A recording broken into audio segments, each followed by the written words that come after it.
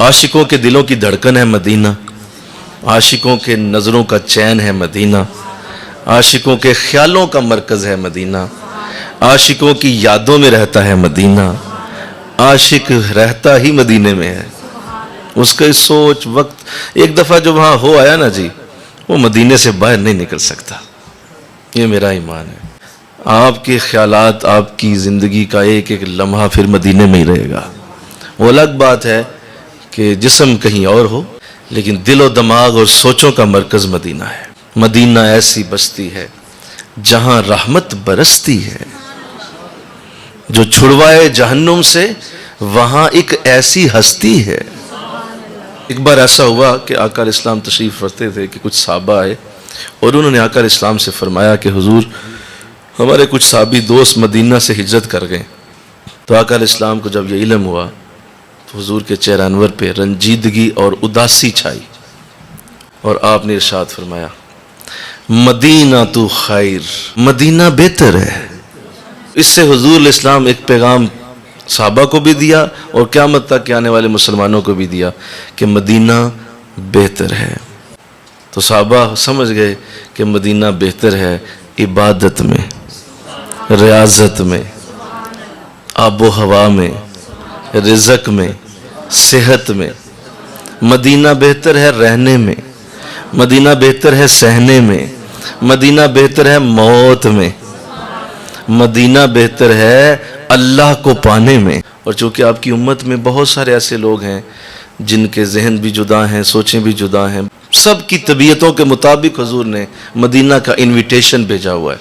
अल्लाह पहली बात इरशाद फरमाया, सुनिए, जिसके दिल में ये आरजू हो कि वो हुजूर की ज़ियारत करे, उसके लिए हुजूर इरशाद फरमाते हैं, जिसने मेरी कब्र की ज़ियारत कर ली, मेरे शहर में आकर मेरी कब्र को देख गया, फरमाया वो ऐसे ही है जैसे ज़िंदगी में मेरी ज़ियारत करके गया। और वो लोग जिनको हमेशा ये ख्याल तंग करता रहता है कि पता नहीं क़यामत के दिन मेरी क्या हालत होगी और मुझे मेरे रब के सामने किस हालत में पेश किया जाएगा, ये अगर जिसको ख्याल तंग करे तो वो हुजूर की ये हदीस सुन ले, जिसने मेरी कब्र की ज़ियारत की, मेरे शहर में आया, मेरी कब्र की ज़ियारत की, वजबत लहू शफाअती, उसके ऊपर क़यामत के दिन मेरी शफाअत वाजिब हो गई।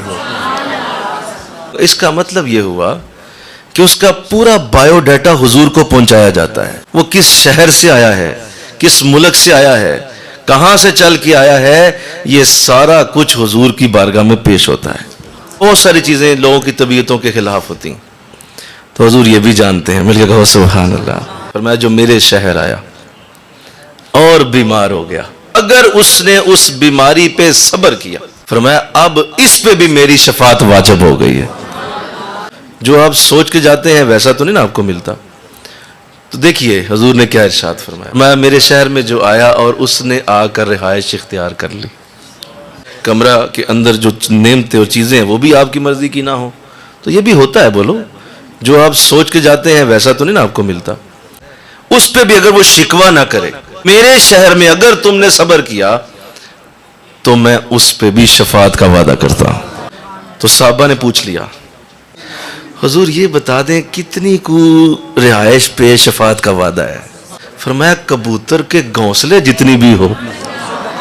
तो देखिए मेरे नबी अलैहिस्सलाम का अपने मदीने में आने वालों के लिए, नमाजियों के लिए क्या खूबसूरत इरशाद है।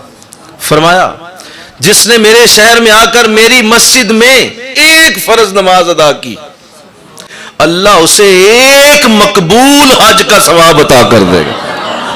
जिन्हें इस बात का रहता है कि काश जन्नत में पहुंच जाऊं, तो लोग जन्नत की दुआएं मांगते, बहुत सारे लोग जन्नत मांगते।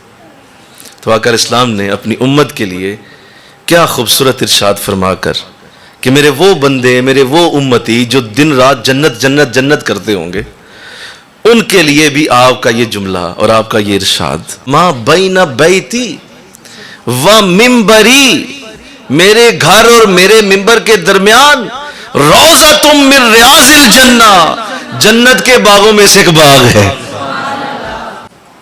حوض کوثر یہ جنت کی ایک نہر ہے، اور اس نہر سے آقا علیہ السلام خود اپنے عشاق کو پانی پلائیں گے۔ فرمایا میرا ممبر حوض کوثر کے اوپر ہے، اس کا مطلب حضور کا وہ دربار جنت سے بھی اوپر ہے۔ حوض کوثر نیچے ہے، سمجھ رہے ہو بات؟ ممبر اوپر ہے، تو مطلب کیا ہوا کہ حضور کا وہ شہر جنت کے اوپر ہے، اور جنت کا دروازہ احد پہاڑ کے پاس ہے، تو پورا شہر پھر جنت ہی کہلائے گا نا، اور کیا کہلائے گا؟